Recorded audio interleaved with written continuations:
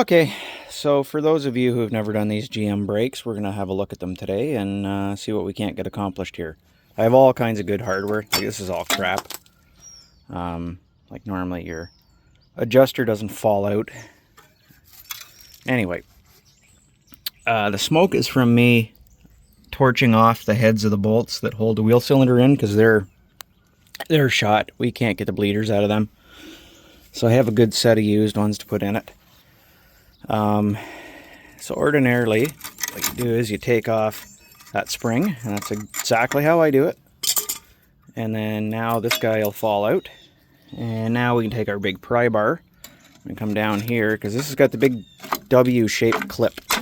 So if we give that, and then hang on, let me switch hands, because I'm a righty. I can usually come in here and just kind of do that. By doing that, I can usually take and pull all this crap out of the anchor. Now that one's got the park brake on it. I'm not hooking the park brakes back up on my truck because, well, it's just a snow plow. But you can see that gets your shoes out, which I throw all that stuff in the back of this truck to go down into the scrap pile. There's our spring. And then your U, or W, I guess, shaped clip. See, it just kind of sits on top of there. I'll pull it out here, and that's that guy. So what I'll do is I'll get all this stuff cleaned up, and then I'll show you how we put it back together. Okay, so there's our used wheel cylinders. You can see they're pretty much brand new when I pulled them out of the truck in the wreckers. I did put brand new bleeders in them just for, well, the obvious case. I got to bleed these brakes. So I'll go ahead and install them. Okay, I've showed you the way I do drum brakes before. Anti-seize around the center board of the hub, anti-seize where the shoes contact the backing plate, so there's some type of lubrication. I take apart and anti-seize the adjusters. In this case, because I'm using used brake shoes, although they are matched to the drums, which I've machined anyway, it doesn't really matter. I usually take some 180 grit, 120 grit, something like that, and I just scuff the shoes up a little bit so they get a little bite to them. So right now you'll see I have the shoe on this side sitting here, and you can see it kind of hooks into this bottom anchor there. So I'm actually going to put a little bit of anti-seize on that lip too. And then what I'll do is I'll get the other shoe in on this side here, and then we'll get that guy that I just dropped on the ground anchored in here. That usually takes a little doing.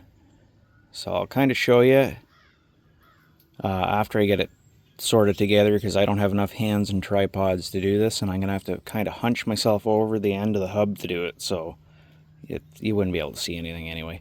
Okay, I'm going to do this, and hopefully it doesn't spring off while I'm showing you.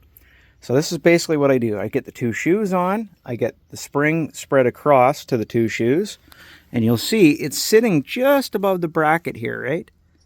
So now I'll take my pry bar and I'll push it basically up over onto the end of that stud.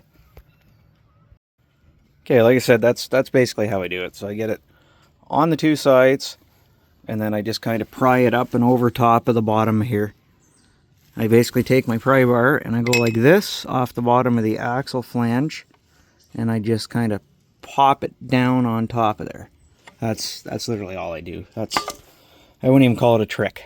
So at this point, with everything else assembled, which usually you can take your fingers and just spread the shoes, we'll go ahead and we'll put our spring on, and that's our brakes done on this side. Okay, well, it survived its maiden voyage. We took a run up the road and back, and it shifts and it does all kinds of nice things. It stops. It tries to steer. That's one of the things I guess we need to work on it, because it has no power steering at all. So I figured that was the case. Anyway, so we need to replace this wheel bearing and that lower ball joint. Okay, so your axle nut's at 36 mil. So rip that sucker off there. The next thing we're going to do is we're going to come in here, and you see the ABS wire here? We're going to go through and we're going to disconnect it all the way around, and you'll see it comes back in here. And what I'll do is I'll get a light and show you proper like, but it comes back here, and it usually plugs in behind the shock absorber here. I apologize, but you can see right there is where it plugs in. My camera will focus. There we go.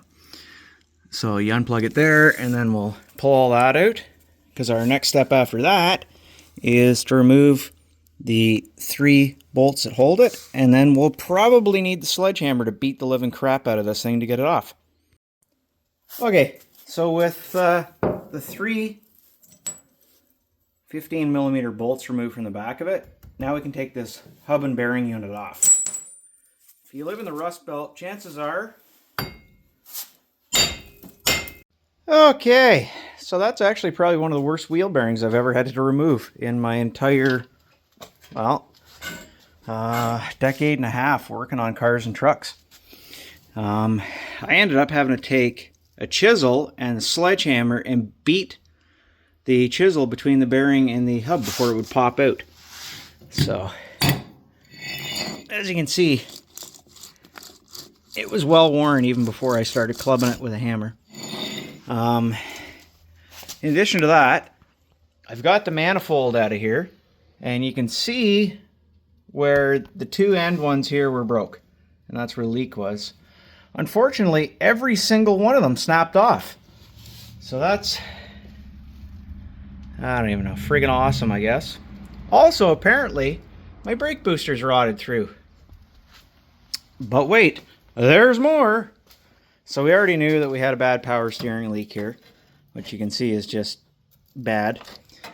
I was wondering why it had no coolant in it. Well, you see this big crack in the radiator? That's why. So I guess we need a radiator too. So we'll have to take another trip to the junkyard and get another bunch of parts. Okay, so at this point I smashed a ball joint in on this side and yada yada yada, and put the manifold back on, and I'll show you the other side. We'll do that one together. Just this side there isn't much room. One of the things I do is I clean and anti-seize in behind where the bearing goes, just in case, God forbid, I ever have to take it apart again. So we can go ahead and put our bearing in now. Okay, we're entering the home stretch on the plow here. Basically today we got to wire up the plow lights, we got to put the rad in it. Interesting thing to note here, okay, if you got one of these trucks, it's the same radiator from 1999 to 2013. They only come in 3 different sizes. So you either have a 29, a 31, or a 34-inch rad. This is a 34-inch rad, which is what's in that truck. This one came out of a 2007. So the only real difference is whether or not your truck has an engine oil cooler. The truck I took this out of was a Z71. It had it. Doesn't matter for us. I'm just going to cut those flush, and I don't really give a crap.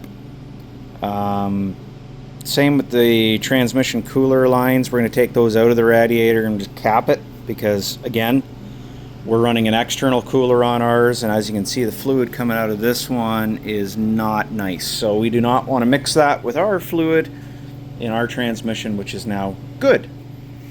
Aside from that, we only have a handful of little things left to do on the truck, and we can hang the blade on it. Okay, so the old rad's out, and I will show you why we are replacing it.